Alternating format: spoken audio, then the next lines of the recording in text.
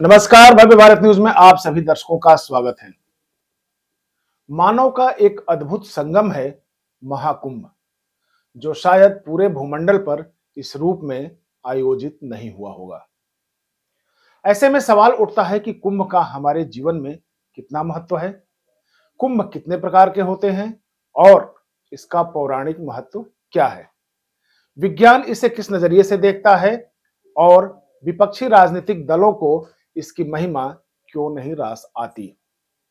कुंभ का आयोजन कैसा हो ताकि पूरा विश्व इसका महत्व समझ सके। आइए जानते हैं भारत सरकार के जल शक्ति मंत्रालय के वरिष्ठ राजपत्रित अधिकारी डॉक्टर नरेंद्र शर्मा जी और सामाजिक चिंतक श्री अशोक मलिक जी से, जो स्टूडियो में हमारे साथ मौजूद हैं। आप दोनों सहयोगियों का बहुत बहुत स्वागत है यहाँ पे। सभी दर्शकों को मेरा विनम्र प्रणाम। पहले शुरू करते हैं हम नरेंद्र शर्मा जी से। डॉक्टर साहब, आप इसके अनुभवी हैं और आपने गहन अध्ययन भी किया है जी। कुंभ क्या है और कुंभ का महत्व आज क्या है हमारे लिए? तो सबसे पहले कुंभ का ही थोड़ा एक संधि विच्छेद किया जाए। कुंभ का अर्थ है घड़ा या सुराही और मेले का अर्थ है एक कांग्रेगेशन, जो कि हमारे सामाजिक एक हम आयोजन करते हैं, यानी लोग जहां पर इकट्ठा होते हैं। तो कुंभ मेला है, जो कि अब घड़े में क्या है, तो इसके पीछे पौराणिक कथा ये है कि जब क्षीर सागर का मंथन चल रहा था सुर और असुरों के बीच में, तो उसमें काफी सारी वस्तुएं निकली और उसमें एक चीज अमृत भी थी।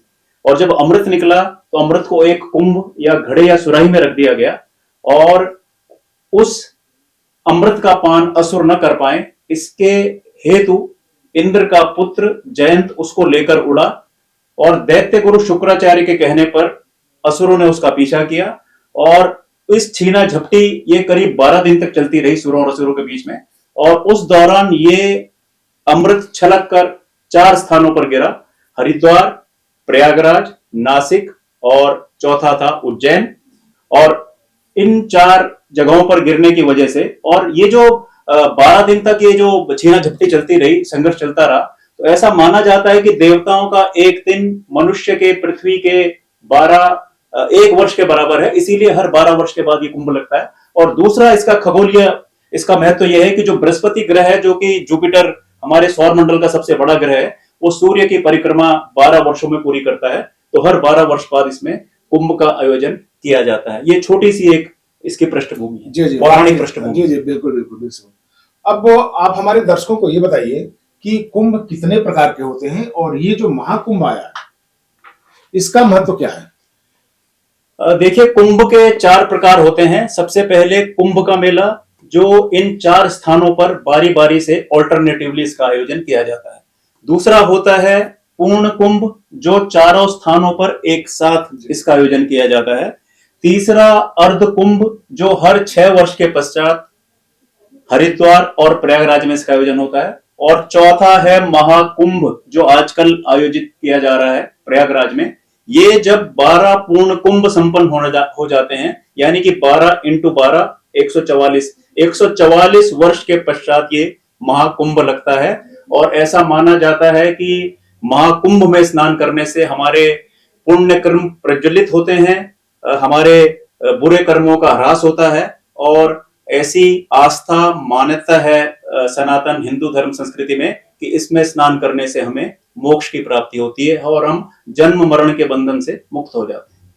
नहीं, जन्म मरण के बंधन को तो कोई नहीं जानता, लेकिन फिर भी चलिए, पौराणिक अगर उसकी मान्यताएं हैं तो उसको हम नकार नहीं रहेंगे जी। अब जो सवाल उठता है कि उत्तर प्रदेश के प्रयाग में जी जिस तरह से कुंभ का आयोजन उत्तर प्रदेश के मुख्यमंत्री आदित्य श्री योगीनाथ जी ने किया है, जिसमें आप लोगों का भी सहयोग है, सेंटर का भी सहयोग है, ये जिस रूप से बताया गया था कि कम से कम 40-45 करोड़ के आसपास लोग आएंगे, आज वहां संख्या दिनों दिन बढ़ती जा रही है। तो क्या हम इसको इस रूप में माने कि देश के जितने भी पाप कर्म करने वाले हैं सिर्फ वही कुंभ स्नान करते हैं? नहीं, किस तरह से आप इसको परिभाषित इसका सबसे पहले हमें जल के महत्व को समझना पड़ेगा। पृथ्वी, जल, अग्नि, वायु, आकाश, ये 5 महाभूत या 5 बेसिक एलिमेंट्स हैं और जल तत्व उसका एक महत्वपूर्ण तत्व है। अवयव है। और नदियों की सीरीज में हमने पिछले पॉडकास्ट में ये स्पष्ट किया था कि इस प्लानेट अर्थ का 71% भाग पानी है और सिर्फ 29% ही भूभाग है, और कमोबेश यही रेशो हमारी शरीर का भी है कमोबेश। तो हमारी जो जल राशियां हैं, और इसमें जैसे कि हमने उसमें यह भी बताया था कि इस दुनिया में जितना भी जल है वो मात्र 3% ही पीने योग्य है, और उसमें भी जो 3% में भी जो है, जो 0.6% जो पोर्टेबल वाटर है, ड्रिंकेबल है, वो हमारे ग्लेशियर्स, नदियों, झरनों, तालाबों, झीलों आदि में मिलता है। तो उस महत्व को दर्शाने के लिए, इन जल राशियों का सम्मान करने के लिए, और जैसा मैंने पहले बताया था अपने पिछले पॉडकास्ट में कि जितनी भी हमारी उत्तर भारत की नदियां वो हिमालय पर्वत या उसके पहाड़ों से उनके उद्गम स्थल हैं, तो अपने साथ वो उस क्षेत्र विशेष की औषधियां, वनस्पतियां और इस तरह की चीजें अपने साथ लेकर चलती हैं, और वो पानी एक अमृत तुल्य औषधि युक्त हो जाता है। तो उसका स्नान करने का प्रावधान यही है कि उसमें हम गंदगी ना फैलाएं, उसमें हम पर्यावरण को स्वच्छ रखें, और पानी के महत्व को हम ऐसा बताया जाता है कि हम बिना भोजन के शायद कुछ 1 हफ्ता, 2 हफ्ता या 10-20 दिन जीवित रह सके, लेकिन बिना पानी के हम शायद 1 हफ्ता या 10 दिन जीवित नहीं रह पाएंगे। तो इससे पानी के महत्व को समझाने के लिए ही ये कुंभ का मेला अगर आयोजित, हम इसको भी इस परिप्रेक्ष्य में देखें तो इसमें कोई अतिशयोक्ति नहीं। समझिए, हम यहाँ पे थोड़ा सा आपसे असहमत यहाँ पे जताएंगे जी। और हम ये कहेंगे कि अगर कुंभ है तो जो कुंभ का वहां पे गंगा यमुना सरस्वती का जो मेल है वो आज से नहीं सदियों से है, और सारी औषधियां बहती चली जा रही हैं, जैसा कि गंगा यमुना सरस्वती का महत्व बताया गया है। आज जो स्थिति है, जो कुंभ की हम बात करते हैं, कुंभ एक विशेष समय में आयोजित किया जा रहा है, ठीक है। तो उस विशेष आयोजन का लाभ लेने के लिए जिस तरह से सरकार ने व्यवस्था किया है, उस पर आप प्रकाश डालिए कि ये इस स्नान का लोगों को क्या महत्व है, लोगों में क्या महत्व है इसका। देखिए, जहां तक सरकारी स्तर पर इसके आयोजन की जो तैयारियां थी, तो इसकी तैयारियां लगभग 2 वर्ष पहले ही प्रारंभ हो गई थी, जिसमें कि उत्तर प्रदेश सरकार और भारत सरकार इसमें बराबर कोऑर्डिनेशन आपस में कर रहे थे। और इसके लिए आपको ये जानकर ताज्जुब होगा कि इसमें एक मेला क्षेत्र का जो एक डीएम नियुक्त किया जाता है, उसको एक डिस्ट्रिक्ट मान लिया जाता है उस समय में, और उसके अंदर ही अंदर कई सारे पुलिस थाना क्षेत्र, यातायात को व्यवस्थित करने के लिए सारी चीजें इसमें आयोजित की जाती हैं।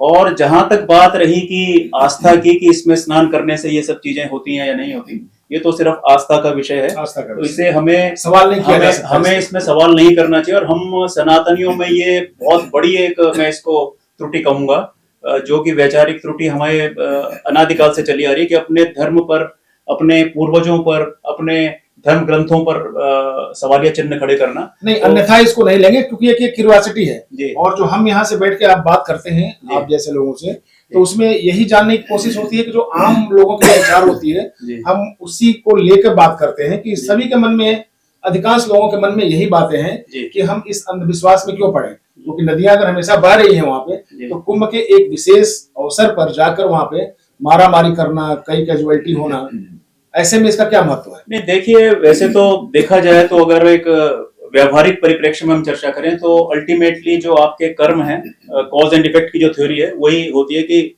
यथा बीजम तथा निष्पत्ति, जैसा आप बोएंगे वैसा काटेंगे। अंग्रेजी में कहा जाता है as you sow so you reap.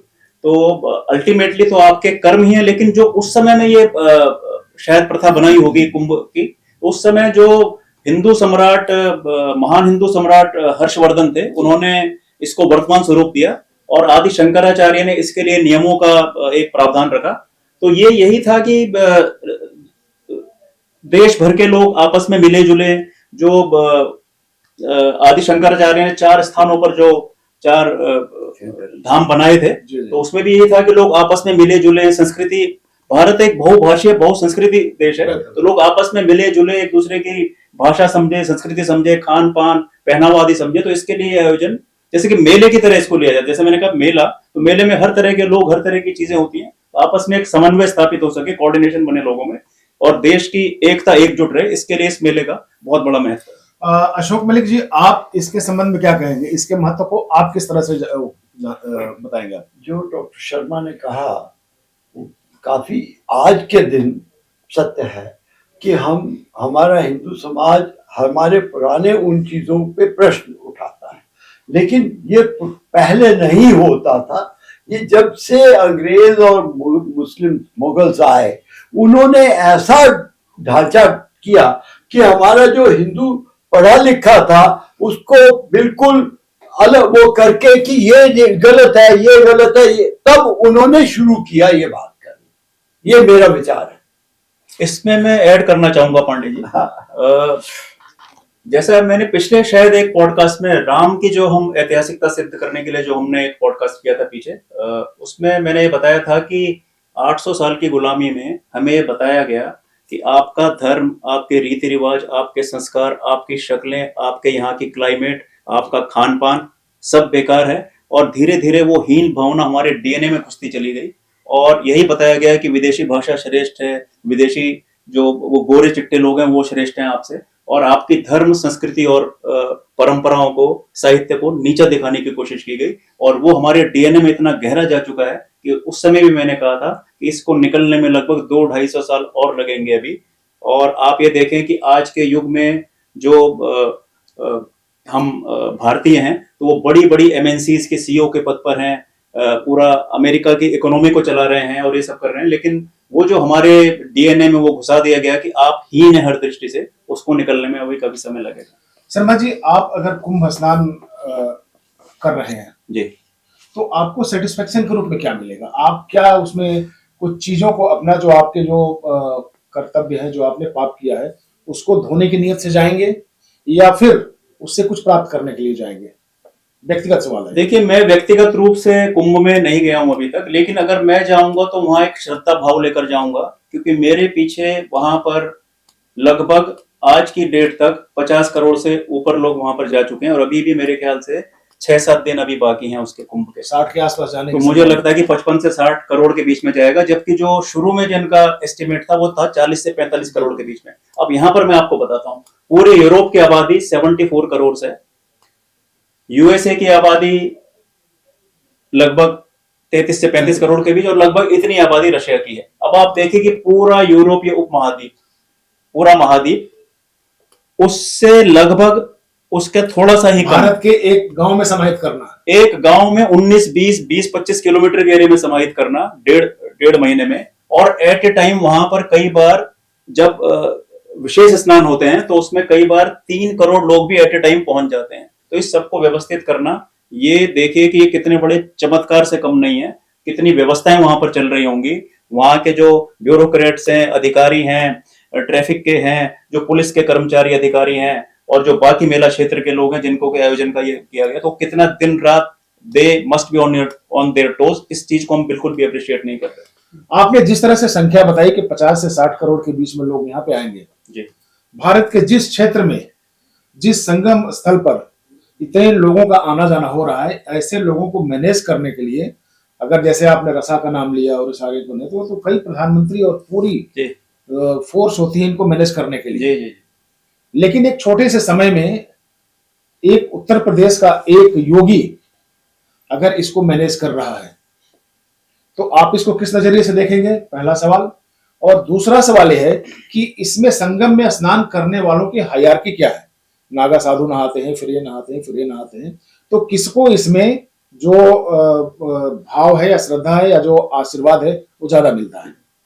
इसमें सबसे पहले, जैसे आपने देखा होगा कि कुछ पुराने कुंभ की तस्वीरें, वीडियोस आपने देखे हो, तो जैसे ही कुंभ का वो ब्रह्म मुहूर्त का समय शुरू होता है मकर संक्रांति के दिन, 3 बजे से मान सकते हैं, तो 3-3:30 बजे आपने देखा होगा नागा साधु भागते हैं उस संगम स्थल की तरफ और भागकर वो स्नान करते हैं। तो नागा साधुओं का इसमें प्रथम अधिकार सुनिश्चित किया गया शुरू से ही, जो कि आदि शंकराचार्य के, जैसे मैंने बताया, उस युग में, और सम्राट हर्षवर्धन ने जो उसके लिए नियम निर्धारित किए। रीजन इसका रीजन ये है कि नागा साधुओं का धर्म रक्षक स्वरूप होने के कारण उनको प्रथम स्नान का अधिकार है। और अगर आप भारत का इतिहास उठाकर देखें तो नागा साधुओं ने हमेशा धर्म की रक्षा के लिए तलवार उठाई है और विदेशी आक्रांताओं का मुकाबला किया है, और कुछ ना हो तो अपने चिमटों से उन्होंने उनको और कई बलिदान उन्होंने दिए। तो उनके धर्म रक्षक स्वरूप होने के कारण उनको प्रथम अधिकार है। बाद में फिर हायरार्की के हिसाब से जो 12 अखाड़े हैं, 13 अखाड़े हैं, तो उनका इसमें स्नान करने का प्रावधान है।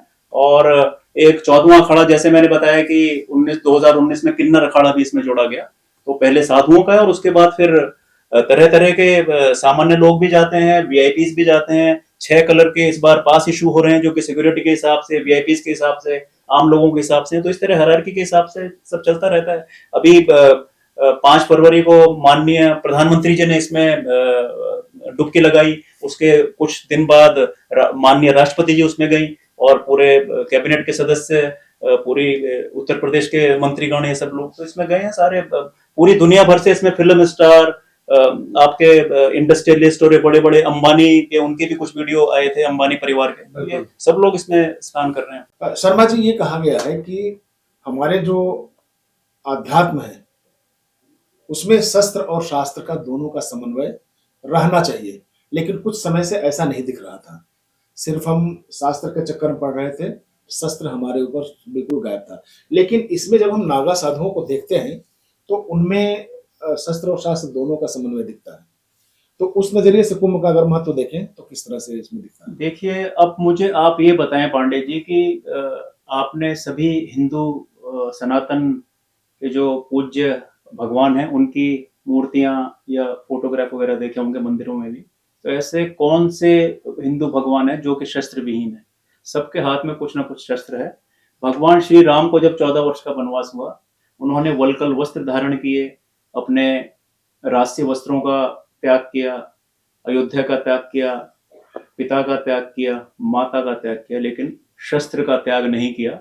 वो लगातार धनुष और बाण उनके हाथ में था, अपनी रक्षा के लिए, कमजोर की रक्षा के लिए, गौ की रक्षा के लिए, स्त्री की रक्षा के लिए, कमजोर की रक्षा के लिए, धर्म की स्थापना के लिए। तो धर्म की रक्षा हेतु कभी कभी आपको शांति के वृक्ष को रक्त से सींचना पड़ता है, तो जब उसकी आवश्यकता पड़े तो शस्त्र आपके हाथ में होना चाहिए, और शास्त्र की महत्ता तो हमारे सनातन संस्कृति में है ही। तो कुंभ का जो महत्व है जी, ये समझा जाए कि उसमें स्नान करने मात्र से या उस जगह पर इस अमुक जो तिथि है इसके बीच में पहुंचना ही हमारे लिए पुण्य का फल देता है। ऐसा देखिए, आस्था पर कोई प्रश्न चिन्ह कदापि नहीं है, लेकिन अल्टीमेटली आपके कर्म ही हैं, बुरे या अच्छे कर्म, जो आपको मुक्ति का मार्ग प्रशस्त करेंगे। इससे अधिक मैं इस विषय पर और कुछ नहीं कह सकता। अच्छा, अब एक बात रही कि देखिए, जो सनातन धर्म है, सनातन धर्म में स्वयं का जो एक डिसिप्लिन होता है वो हर जगह दिखता है, लेकिन कुंभ में इस तरह का जो व्यवस्थाएं हुई, इतना बेहतर व्यवस्था हुई, बेहतर व्यवस्था के बाद भगदड़ मचने के बाद भी ये चीजें किस तरह से बच गई, इसको आप किस तरह से रिलेट करते हैं? इसमें ये देखिएगा, जैसे हमने पहले स्पष्ट कर दिया कि करोड़ों लोग एक जगह पर आ रहे हैं, जो कि पूरे यूरोप की आबादी का से कुछ ही कम है, और बड़े बड़े देशों की आबादी, जिनका कि अब आप अगर अमेरिका को देखें तो उसका साइज हिंदुस्तान से लगभग 2.5 गुना ज्यादा है, आबादी 30 से 35 करोड़ के बीच में है।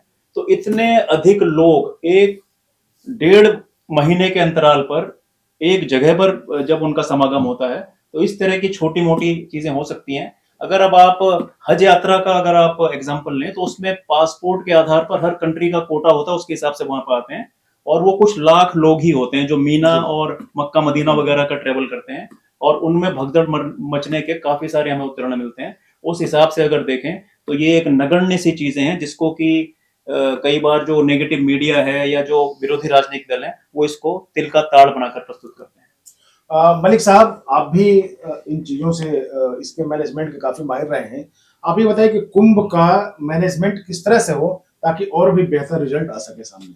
जैसा कि डॉक्टर शर्मा ने कहा है कि उसमें हर कंट्री के लिए कुछ कोटा होता है हज का, इसी तरह से अगर हम ऑर्गेनाइजेशन में ये कर दे, भाई इस एरिया के लोग जो पहले एक हफ्ता है वो तब आएंगे, उसके अलावा दूसरी जगह से ट्रेन में वहां पे कोई पहुंचेगी, दूसरी जगह के अगले हफ्ते आएंगे, तीसरी कंट्री को 6 भाग में बांट दीजिए, 6 हफ्ते चलना है तो 6 भाग में बांट के सिर्फ वो करेंगे, तो एक तो सबकी सुरक्षा होगी और भगदड़ नहीं मचेगी और भीड़ में नहीं जाना पड़ेगा। दूसरा, मेरे हिसाब से अगर उनसे किसी हर एक आदमी से सिर्फ 5 रुपए या कुछ भी, चाहे वो गवर्नमेंट फंड करे, स्टेट गवर्नमेंट फंड करे, 5 रुपए उनसे लिया जाए, टिकट दी जाए और उनको ये किया जाए कि 2 घंटे में आपको बाहर आना है, नहीं तो 20 रुपए और लग जाएंगे। तो वो क्योंकि जब जाते हैं तो वो वहीं पे पूरा दिन वहां पे रहते हैं, तो ये भी बंद हो जाएगा, ये मेरा विचार है। तो चलिए, ये रही हमारे एक्सपर्ट्स की राय है। इन्होंने आस्था से लेके, इसकी शुरुआत से लेके और समापन तक, यहाँ तक की सारी व्यवस्थाओं पर भी प्रकाश डाला और कई बातें अच्छी भी रही। इस पे गवर्नमेंट अगर विचार करे तो बेहतर हो सकता है। तो इन चीजों को ध्यान में रखते हुए आप हमारे वीडियो को अंत तक देखिए और अच्छा लगे तो इसको शेयर भी करते रहिए। आज के एपिसोड में इतना ही, अगले एपिसोड में फिर मिलेंगे, तब तक के लिए नमस्कार। नमस्कार, आप सबको भी बहुत बहुत धन्यवाद। धन्यवाद।